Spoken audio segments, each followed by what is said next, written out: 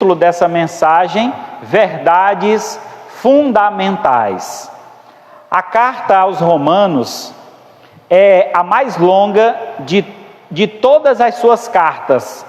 O apóstolo faz questões da verdadeira igreja e fecha a sua introdução falando um pouco de si e o seu desejo de desejo e propósito de visitar os crentes em Roma. Paulo então escreveu esta carta dirigindo-se a uma igreja que não conhecia pessoalmente, situada numa cidade que nunca tinha visitado, a maior cidade, a capital do maior império do mundo, razão pela qual o apóstolo escolhe com muito cuidado suas palavras. Vejamos cada detalhe destas palavras. Abra sua Bíblia, já está aberta, né? Romanos capítulo 1, vamos ler do 1 ao 13. 1 ao 15. Diz assim a palavra de Deus: Paulo, servo de Cristo Jesus, chamado para ser apóstolo, separado para o evangelho de Deus, que ele no passado prometeu por meio dos seus profetas nas Escrituras Sagradas. Este evangelho diz respeito ao seu Filho, o qual, segundo a carne, veio da descendência de Davi e foi designado Filho de Deus com poder, segundo o Espírito de Santidade, pela ressurreição dos mortos, a saber, Jesus Cristo, nosso Senhor. Por meio dele, viemos a receber a graça e o apostolado, por amor do seu nome, para a obediência da fé entre todos os gentios. Entre estes se encontram também vocês que foram chamados para pertencerem a Jesus Cristo. A todos os amados de Deus que estão em Roma, chamados para ser santos, que a graça e a paz de Deus nosso Pai e do Senhor Jesus Cristo seja com vocês. Em primeiro lugar, por meio de Jesus Cristo, dou graças ao meu Deus por todos vocês, porque a fé que vocês têm é proclamada no mundo inteiro, pois Deus, a quem eu sirvo, em meu espírito, no evangelho de seu Filho, é minha testemunha de como nunca deixo de fazer menções de vocês em todas as minhas orações, pedindo que, em algum momento, pela vontade de Deus, surja uma oportunidade de visitá-los, porque desejo muito vê-los, a fim de repartir com vocês alguns dons espirituais, para que vocês sejam fortalecidos, isto é, para que nos consolemos uns aos outros por meio da fé mútua e a de vocês e a minha. Quero que vocês saibam, irmãos, que muitas vezes me propus ir visitá-los, no que tenho sido até agora impedido, para conseguir algum fruto igualmente entre vocês, assim como também tenho conseguido entre outros gentios, pois sou devedor tanto a grego como a bárbaro, tanto a sábios como a insensatos. Por isso, quanto a mim, estou pronto para anunciar o evangelho também a vocês que estão em Roma. Vamos orar. Maravilhoso Deus, Pai de infinita bondade, louvado seja o teu santo nome. Aqui mais uma vez reunidos estamos, Senhor, para te agradecer por tudo que o Senhor nos concede nesta noite, poder chegar diante da tua presença para te louvar, também poder fazer parte da tua obra através de nossas contribuições e também, Senhor, nesta noite poder ser alimentado, fortalecido através da tua palavra.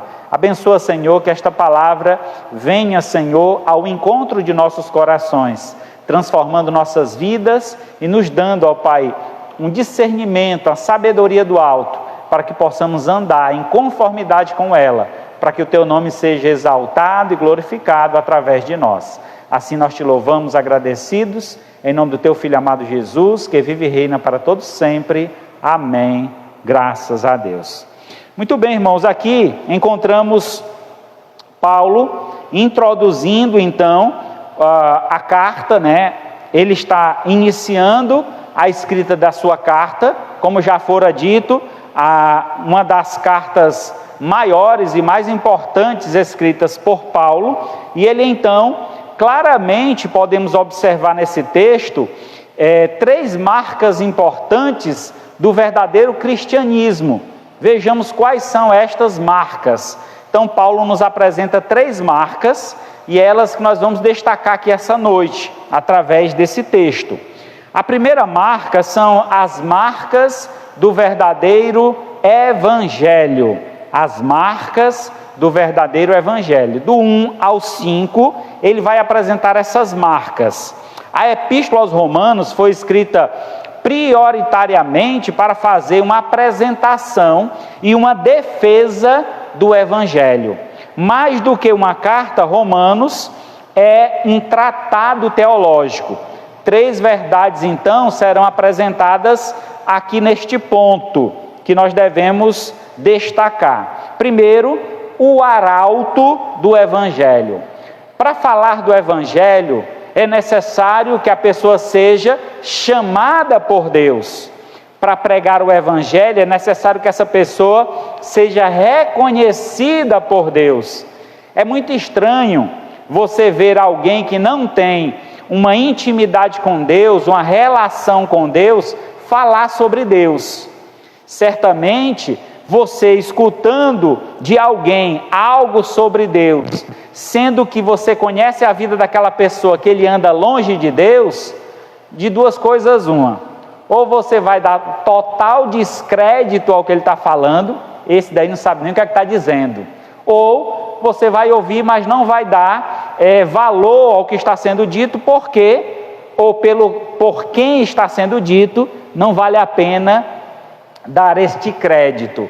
Então, Paulo inicia dando uma apresentação sobre quem fala da parte de Deus. Então, no primeiro século, o remetente de uma carta colocava seu nome no início.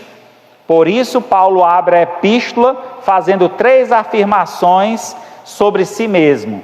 Primeiro, Paulo se apresenta como sendo servo de Cristo. Paulo, servo de Cristo Jesus. A palavra servos no original é doulos, que significa escravo também.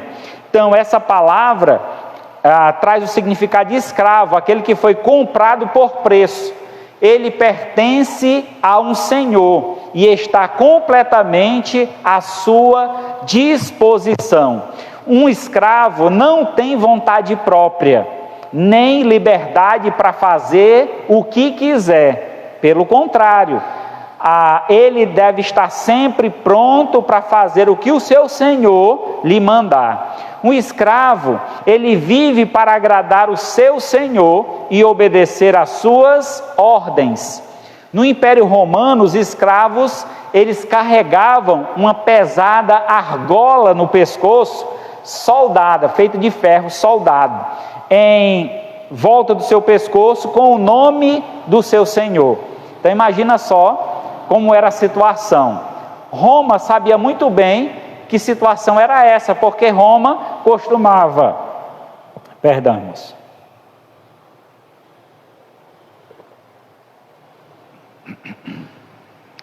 Roma costumava escravizar as outras nações, e era do costume de Roma comprar e vender escravos.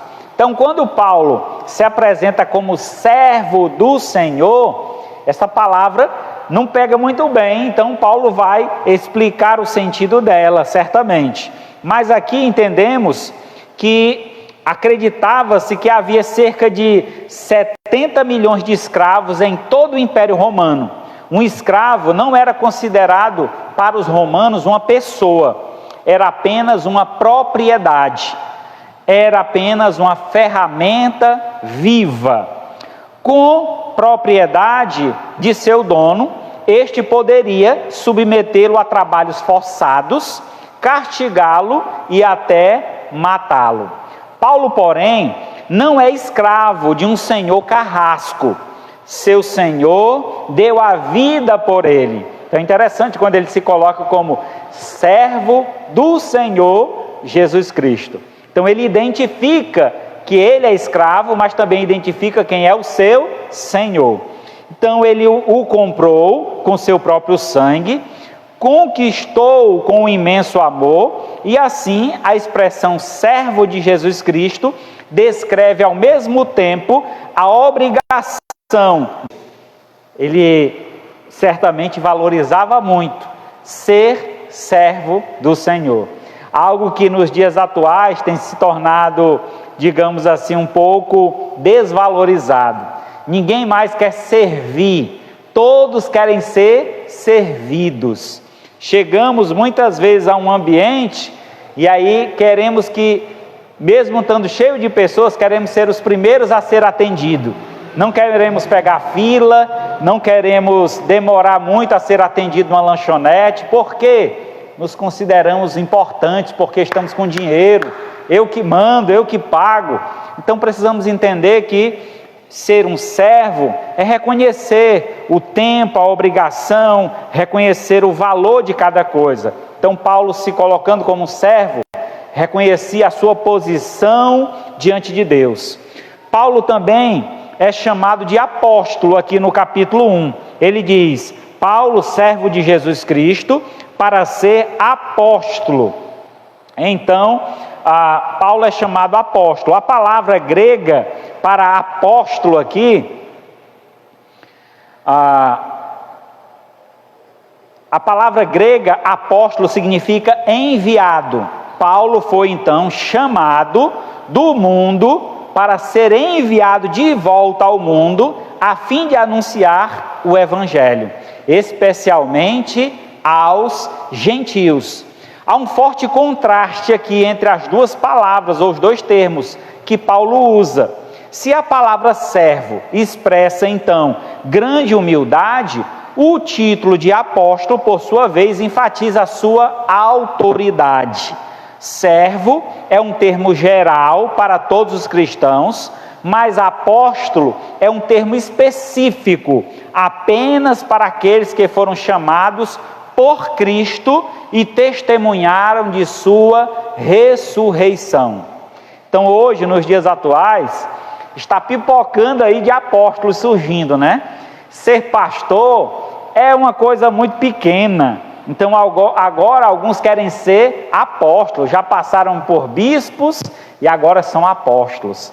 Essa ideia, irmãos, nos dias atuais, ela é antibíblica, ela é contrária à Bíblia, porque apóstolos só foram aqueles que estiveram com Jesus Cristo, apóstolos só foram aqueles que foram chamados para este fim, apóstolos são aqueles que presenciaram a ressurreição do nosso Senhor Jesus Cristo.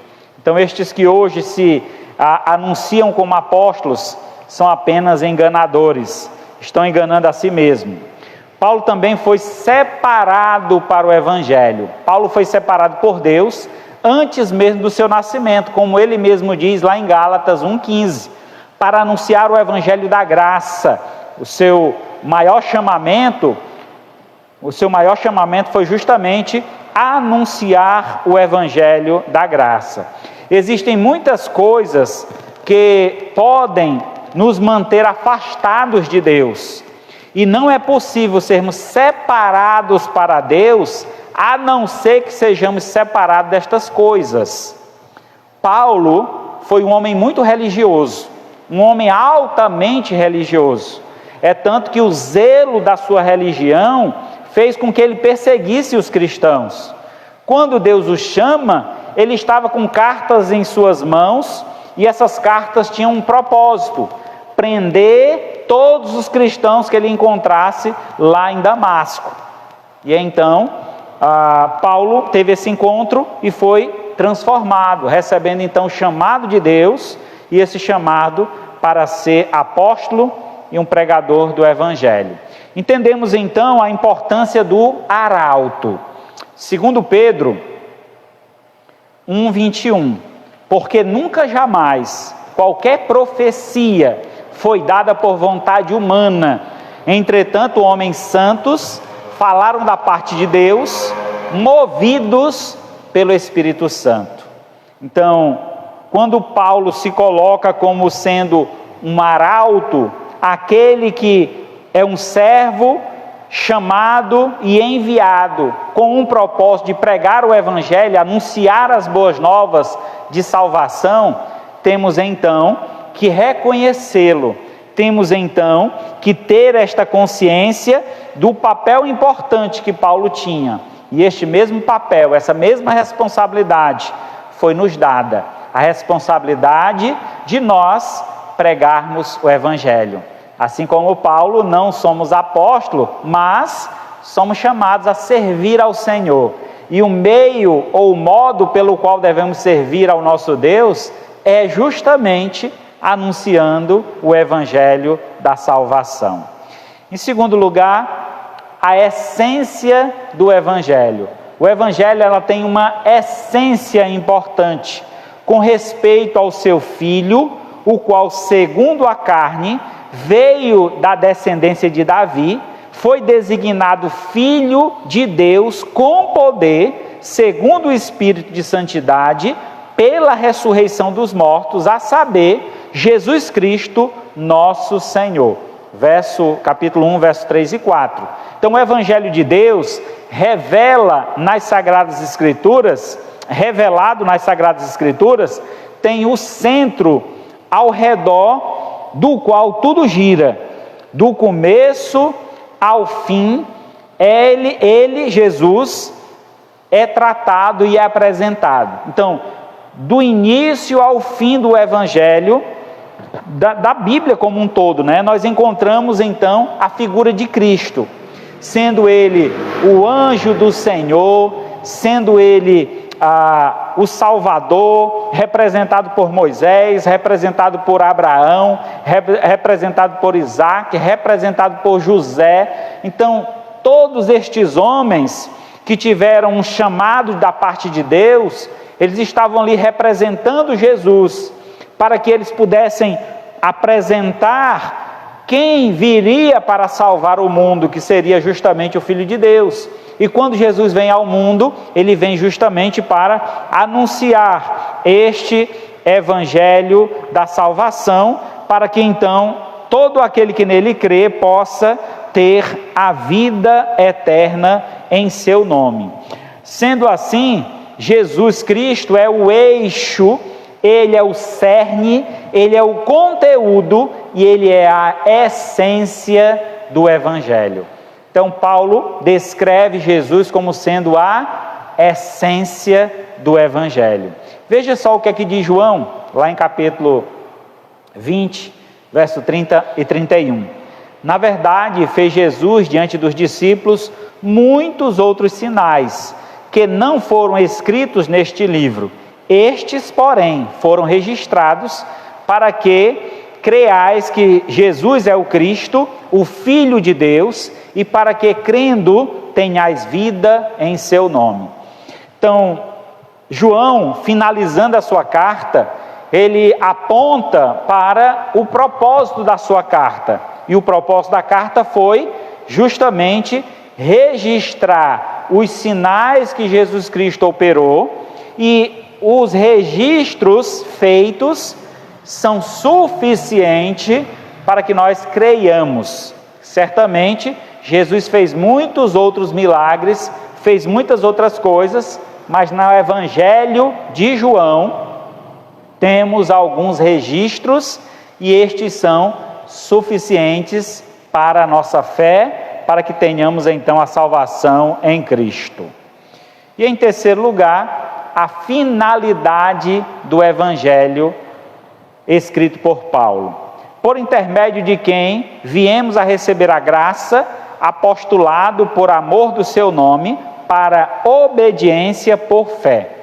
O Evangelho, então, ele é o poder de Deus para a salvação de todo aquele que crê, mas todo aquele que crê prova sua fé pela obediência. Então é necessário, irmãos, entendermos que este Evangelho que nos é proclamado por Deus, esta palavra, a palavra evangelho traz a ideia de boas novas. Então, estas boas novas que nos são anunciadas, elas vêm justamente para nos dar confirmação do poder de Deus. Poder este capaz de salvar. Salvar quem? Todo aquele que nele crê. E após crer, eu preciso só ter fé e crer, o que mais eu preciso fazer? Obedecer ao Evangelho. Não existe salvação sem obediência. Não existe salvação sem uma interação com a nossa fé e a obediência. Então, obediência e fé são gêmeas idênticas e inseparáveis. Uma não existe sem a outra. Assim, a causa da salvação é a graça e o instrumento da salvação é a fé. A evidência da salvação é a obediência. Irmão, você é salvo por quê? Pela graça. Pela graça sois salvos. Mas qual é o meio que eu alcanço essa graça? Por meio da fé. E isso não vem de vós, é dom de Deus, não de obras, para que ninguém se glorie. Mas depois de termos tido fé, termos recebido a salvação de Deus, é necessário que estejamos em obediência a este Evangelho. Então, o Evangelho de Deus não só aponta o caminho que devemos andar, como também ele é o próprio caminho. Não tem como chegar lá se nós dispensarmos o Evangelho. É necessário que obedeçamos ao Evangelho para que alcancemos o destino final, que é a salvação e a vida eterna em Cristo Jesus. Romanos 6,16: não sabeis que daquele a quem vós ofereceis como servos para obediência, deste mesmo a quem obedeceis sois servos, seja do pecado para a morte, ou da obediência para a justiça. Nós precisamos então escolher a quem iremos servir ou obedecer. Se obedecemos a Deus, temos da parte dele a segurança da vida eterna. Se decidirmos obedecermos a outro Senhor que não seja Deus, certamente esta obediência nos conduzirá à morte, porque o Senhor bom só existe um, que é Deus. Os outros senhores são carrascos, que vão tirar tudo que puder da gente, e se possível, nos levará à morte. Então é importante que nós tenhamos esse discernimento, essa convicção sobre a importância do Evangelho. Então, quais são as marcas do verdadeiro Evangelho? A primeira marca, ele tem um arauto. Volta lá, Davi. Volta, pode voltar.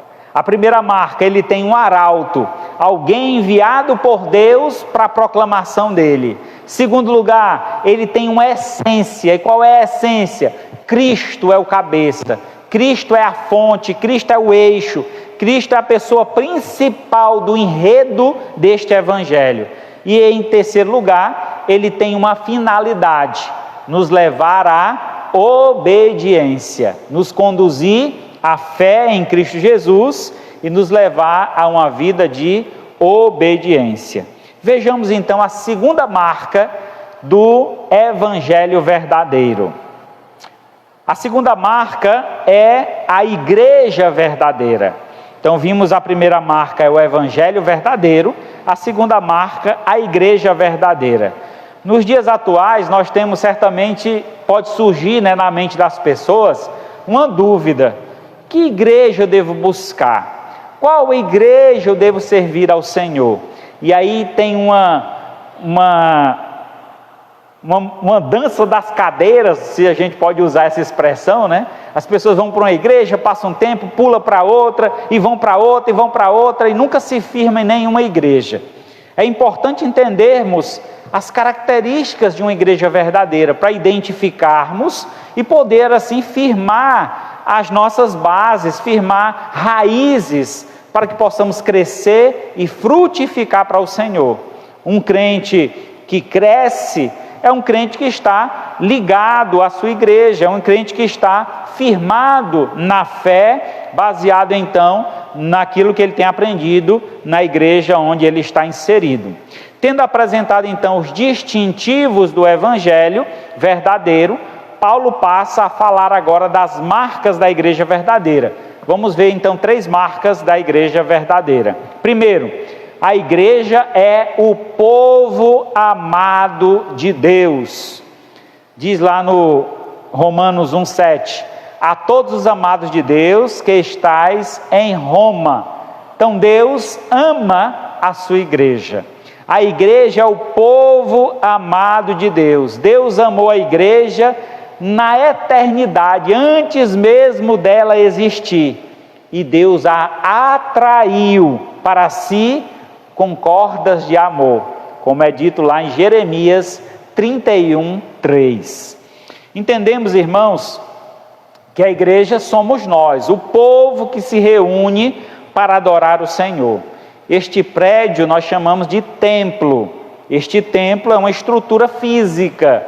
Ele pode ser levantado, pode ser derrubado, ele pode ser transportado, mudado de lugar. No entanto, a igreja do Senhor, que somos nós, devemos permanecer firmes, devemos permanecer alinhados à palavra de Deus.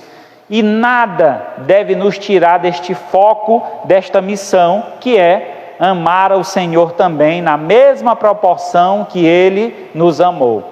E eu amo ao Senhor, dedicando a minha vida a Ele. Veja lá o que é que diz em Romanos, capítulo 5, verso 8. Mas Deus prova o seu próprio amor para conosco, pelo fato de ter Cristo morrido por nós, sendo nós ainda pecadores. Então, Romanos 5:8, Paulo está enfatizando este amor, mostrando justamente a forma como Deus nos ama.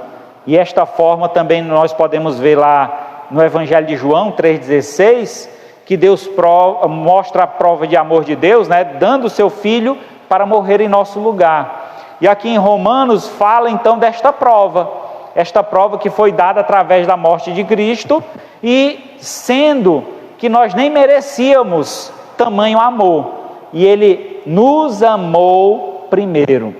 Então, entender esta proporção de amor, às vezes a gente questiona, por que eu não tenho isso ou aquilo, por que Deus não me dá isso ou aquilo?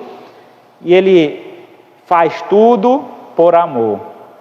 Deus nos dá por amor, e Deus deixa de nos dar algo por amor, por saber que se aquilo for nos oferecido, se aquilo chegar às nossas mãos, possa ser que abandonemos ao Senhor. Por esse motivo, Ele nos mantém, Ele cuida de nós e nada nos falta, porque Ele é o nosso Senhor. Em segundo lugar, a igreja é o povo chamado para ser santo. Essa, irmãos, é uma característica da igreja que tem se perdido. Hoje em dia é muito comum, vermos pessoas que dizem fazer parte da igreja de Cristo, mas vivem completamente como mundanos, como pessoas fora de Cristo. Então, o chamado para ser santo vem da parte de Deus. Ainda no capítulo 1, verso 7 diz: chamados para a sede de santidade. Aí, no mundo, curso deste mundo, estávamos seguindo o príncipe da potestade do ar, do espírito que agora atua nos filhos da desobediência. Mas então Deus fez parar o tempo. Para aí, vem para cá, tu agora és meu, eu te comprei, tu já fazia parte da minha vida, porque todos nós fomos criados por Deus, somos criaturas de Deus, mas Deus fez um papel ainda maior, Ele nos comprou, e comprou por alto preço, Ele pagou o preço por nós, dando seu Filho para morrer na cruz em nosso lugar. Ele agora nos chama para vivermos exclusivamente para Ele. É o chamado para a santidade. Esse chamamento não é fruto da santidade, ao contrário, santidade é fruto do chamamento. Se Deus te chamou para ser salvo, automaticamente o fruto desse chamamento da salvação é a tua santificação. Se eu sou salvo, eu devo andar como salvo. E como anda um salvo? Puro, limpo, vivendo para a graça e para a glória de Deus. Essa deve ser a vida de um salvo. A santidade é tanto uma dádiva, um presente de Deus, quanto uma exigência. Deus exige a nossa santidade. A ideia básica da santificação é separação.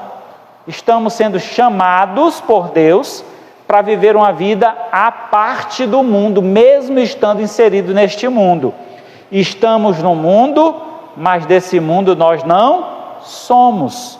Somos um povo de propriedade exclusiva de Deus. Devemos então viver para a glória desse Deus. A ideia básica da santificação é a separação.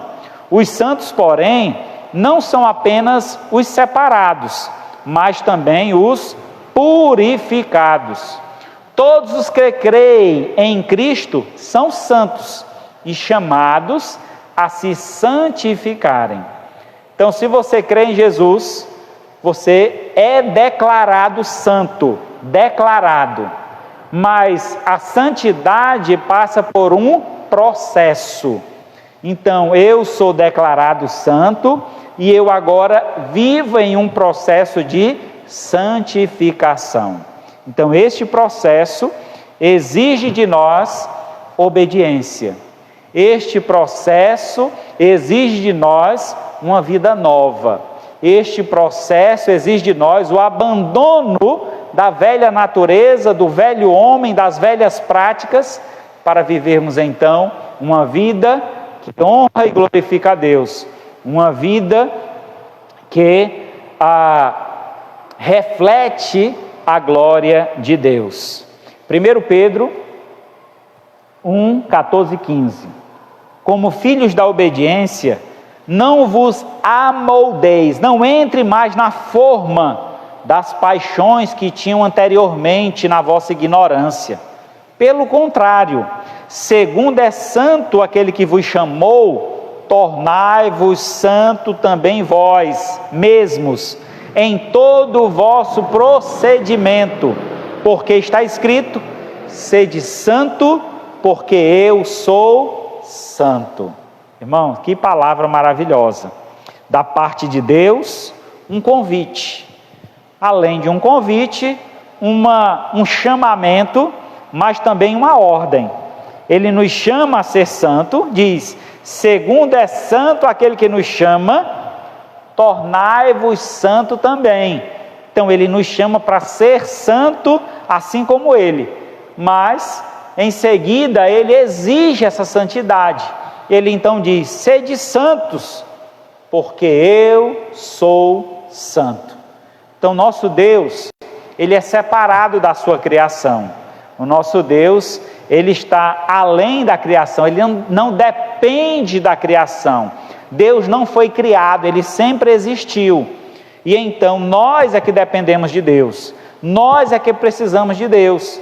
E por esse motivo devemos reconhecer a sua santidade, a sua pureza, e buscar também na nossa vida viver uma vida de santidade e pureza. Em terceiro, a terceira marca da igreja verdadeira a igreja é o povo que dá testemunho da sua fé. Primeiramente, dou graças a Deus, verso 8, mediante Jesus Cristo, no tocante a todos vós, porque em todo o mundo é proclamada a vossa fé. Como já foi dito aqui no culto passado, Roma era uma cidade cosmopolita, era uma cidade que vinham pessoas de todo o mundo para Roma. Diz então até o ditado, que nós conhecemos: todos os caminhos levam a Roma. Roma então era um império, Roma dominou o mundo antigo, Roma então tinha um poder grandioso. Juntamente com este poder, essa expansão que houve do Império Romano, abriu-se uma porta grandiosa também para quê? Para a proclamação do Evangelho. Já que passavam tantas pessoas em Roma, Roma se torna então um potencial grandioso da pregação do Evangelho. Então, Roma está sendo anunciada como uma igreja proclamadora de fé, uma igreja que testemunha daquilo que crê. E aí a pergunta que não quer calar, irmão: e você tem testemunhado da sua fé? Você tem se tornado então um arauto do rei? Você tem feito o seu papel para que aqueles que estão distantes de nós sejam alcançados pela palavra de Deus através de você?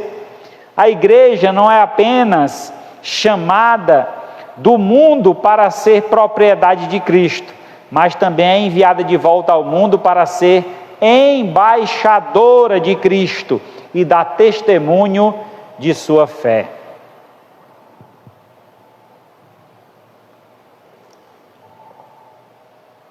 Atos 1:8.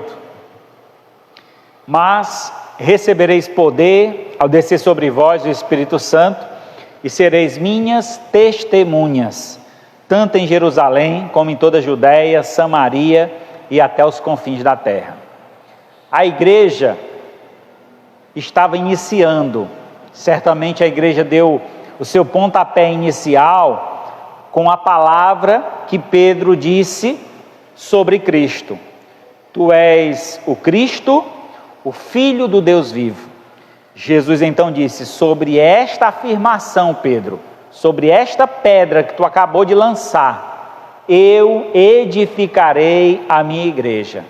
E a igreja de Cristo então tornou-se real no dia de Pentecostes, quando naquele momento, a descida do Espírito Santo, houve uma mensagem, uma pregação, uma exposição do Evangelho, e ali 3.000 pessoas se converteram. Dali por diante, o Evangelho se expandiu. Roma provavelmente foi fundada nesta base do dia de Pentecostes, porque Paulo não afirma quem havia edificado essa igreja em Roma. Poderia, quando Paulo está escrevendo, se houvesse um fundador, se houvesse um pastor naquela igreja, certamente Paulo iria anunciar seu nome: ao anjo da igreja tal, como é dito lá no livro de Apocalipse. No entanto, Paulo não reconhece a autoria do início daquela igreja em Roma. Então tudo indica que pessoas de Roma estavam em Jerusalém no dia de Pentecostes, e depois de ouvir aquela mensagem e se converterem, levaram a mensagem para Roma, e em Roma então se instituiu uma igreja, a Igreja de Cristo, que inicialmente começou de casa em casa. E aqui uma potência dentro de uma cidade grande que aquela igreja poderia se tornar, e Paulo elogia e exalta justamente essa potência. Nós, irmãos, assim como a igreja de Roma, temos um potencial. Podemos ser uma igreja genuína e verdadeira quando reconhecermos o amor de Deus por nós, o quanto Deus já fez por nós. Quando formos chamados e reconhecermos esse chamado e vivermos na santidade. Fomos chamados por Deus, devemos viver em santidade. Devo buscar então uma vida de santidade, me separar do mundo, para então viver exclusivamente para o Senhor. E por fim, eu serei uma igreja verdadeira quando eu proclamar, quando eu testemunhar do Evangelho, da palavra de salvação ao qual eu fui alcançado deve então ser levada para alcançar a outros. Em terceiro e último lugar, terceira marca, o apóstolo verdadeiro. Então Paulo nos apresenta o evangelho verdadeiro, a igreja verdadeira e o apóstolo verdadeiro. Depois de falar sobre o evangelho e da igreja, Paulo conclui a sua introdução falando sobre si mesmo. Embora não fosse o fundador da igreja, Paulo se sentia responsável por ela, uma vez que era o apóstolo destinado aos gentios. Roma, a capital do império, estava dentro da sua jurisdição. Destacaremos então três importantes pontos aqui, três importantes verdades. A primeira, Paulo dá graças pela igreja. Primeira, Davi.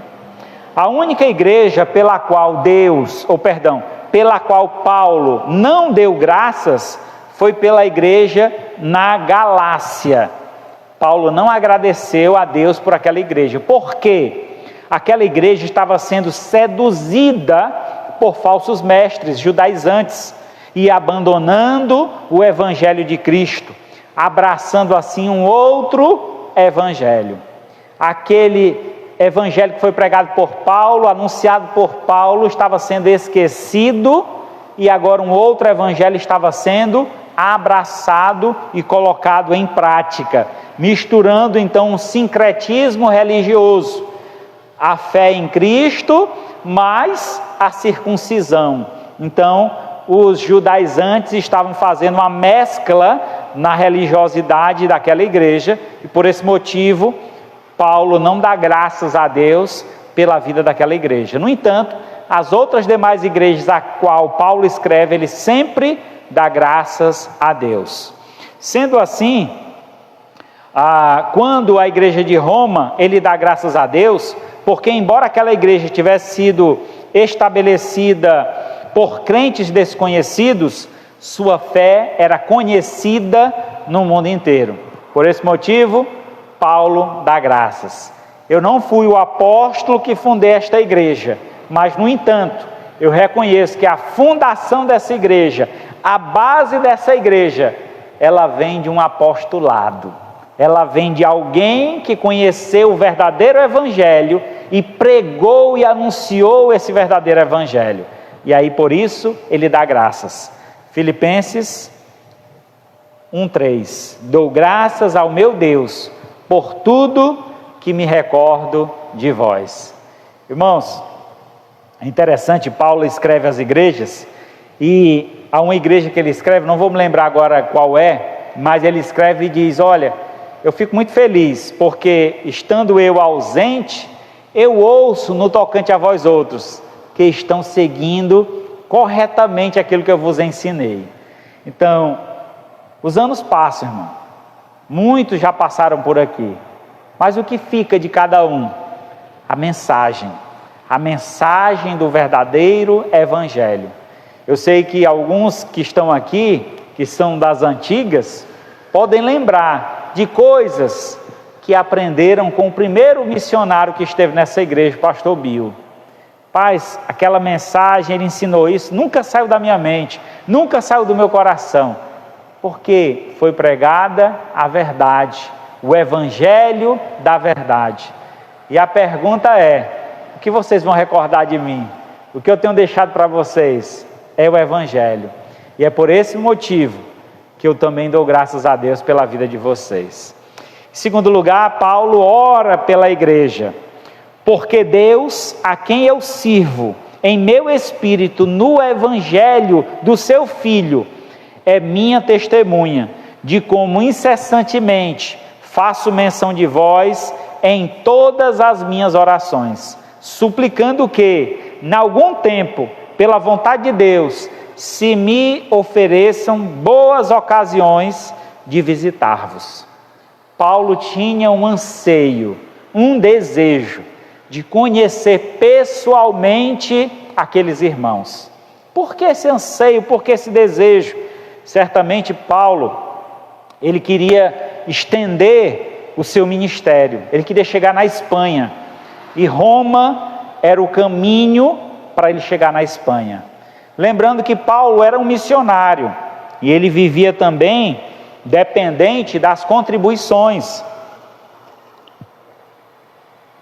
Por isso que Paulo sempre fundava uma igreja numa cidade importante, numa cidade portuária, numa cidade que tinha um fluxo grande de pessoas, porque assim ficaria mais fácil expandir o evangelho, como também as pessoas que ali frequentassem a sua igreja pudessem sair e fundar outras igrejas. Então, por esse motivo, Paulo orava incessantemente para estar junto daqueles irmãos. Mesmo não conhecendo pessoalmente a igreja de Roma, Paulo orava pelos crentes sem cessar, chamando o próprio Deus por testemunha. Em todas as suas orações havia sempre propósito firme e incansável rogo a Deus, uma oportunidade para visitar a igreja. Paulo acredita na eficácia da oração. Ele não apenas ensina sobre a importância da oração, mas também ora. A teologia da oração é a prática da oração, andam de mãos dadas na vida do apóstolo.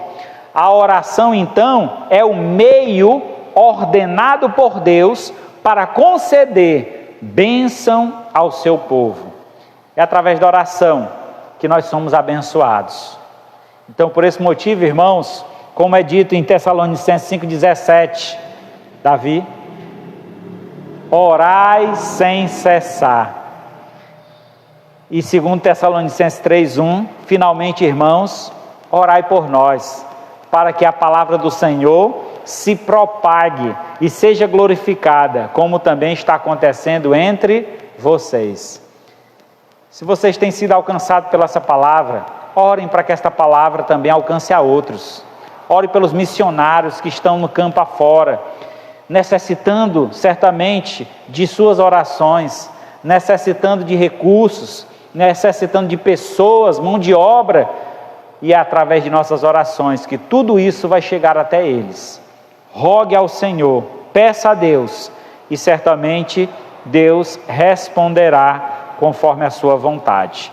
Em terceiro e último lugar, Paulo anseia ver e estabelecer uma relação de reciprocidade com a igreja. Por muito desejo ver-vos, porque não quero, irmãos, que ignoreis que muitas vezes me propus de ter convosco, no que tenho sido até agora impedido. Paulo entendia que a dificuldade de chegar até Roma era um impedimento que, em certo caso, vinha da parte de Deus. O motivo ele não sabia, mas entendia que Deus não havia permitido que ele chegasse até lá. Então, tudo tem um propósito, tudo tem um fim, uma finalidade, e não foi esta a vontade de Deus para Paulo. No entanto, esta carta escrita por Paulo tomou uma proporção grandiosa, ao ponto de que, mesmo Paulo escrevendo especificamente para a igreja em Roma, as palavras ditas por Paulo são abrangentes e tocantes a todo o coração. Não foi exclusivamente para Roma, mas para todas as pessoas. Assim devemos crer. Paulo informa a seus leitores que não se trata apenas de desejo e oração, mas ele também tinha um propósito constante em visitá-los. A fim, qual o propósito? De repartir convosco alguns dons espirituais, para que sejais confirmados por isso, para que a vossa companhia, reciprocidade, nos confortemos por intermédio da fé mútua, da vossa e da minha, para conseguir igualmente entre vós alguns frutos, como também entre outros gentios. Paulo queria ir para Roma, sabe para quê? Para fortalecer os irmãos. Ele queria deixar frutos naquela cidade, ele queria salvar almas naquele lugar, mas ele queria também haver uma reciprocidade. A ajuda que ele desse àquela igreja, ele esperava que aquela igreja desse também a ele. compartilhasse com ele o mesmo amor, na mesma proporção, o cuidado que o apóstolo tinha com as suas igrejas, o cuidado que a igreja ou as igrejas tinham com o apóstolo. Então essa reciprocidade era o desejo de Paulo, que fosse real, fosse genuína, fosse verdadeira e pudesse alcançar a ambos, tanto Paulo ser abençoado com a igreja de Roma, como a igreja de Roma ser abençoado pela vida de Paulo. Hebreus 13:16, não negligencie, não meça esforços para fazer o bem. E fazer o bem devemos fazer a todos, mas principalmente os da família da fé. Como é que eu posso, muitas vezes, a gente pode encontrar uma pessoa assim, é tão bom lá fora, mas quando chega dentro de casa, oprime a esposa, humilha os filhos. Então que amor é esse? Devo amar primeiro os de casa, para que este amor seja estendido até os que estão lá fora. Então eu devo ter essa cooperação na minha casa, fazendo o meu papel como um cristão. E aí, olhando para a igreja, irmãos, nós precisamos cooperar entre nós. Estamos vivendo em uma comunidade, precisamos então cooperar uns com os outros. Havendo a necessidade, possamos suprir a necessidade uns dos outros. E assim, como diz a Escritura, este sacrifício será agradável a Deus. Deus se alegrará com esse tipo de sacrifício. Então, as marcas do apóstolo dar graça pela igreja, orar por ela e ansiar e estabelecer uma relação de reciprocidade. Concluindo então, com uma visão ampliada da graça de Deus, Paulo dá início à sua carta, nos mostrando verdades fundamentais do cristianismo. Uma mensagem genuína, pois veio de um Deus verdadeiro. Uma igreja viva, pois é vivificada no poder da graça, com uma missão desafiadora de compartilhar as boas novas de salvação por todo o mundo. Paulo fez a parte dele, a igreja de Roma também. Agora é nossa vez de propagar a mensagem de salvação. A você foi confiada essa missão. Que possamos, irmãos, receber hoje esse chamado de Deus e nos comprometer a esse chamado. Dizer ao Senhor: eis-me aqui, Senhor, envia-me a mim. Eu quero ser usado por Ti na proclamação do Teu Evangelho. Assim como Paulo foi usado, tendo sido salvo, foi separado, santificado e assim levou a Tua palavra até os últimos dias de sua vida. E o que nós temos feito por Deus? Porque tudo Ele tem feito por nós. E o que nós faremos por Ele? Marcos 16:15, disse-lhe: ide por todo o mundo e pregai o Evangelho a toda criatura. Essa é a nossa missão, pregar o Evangelho a todas as pessoas, sem exceção e sem distinção.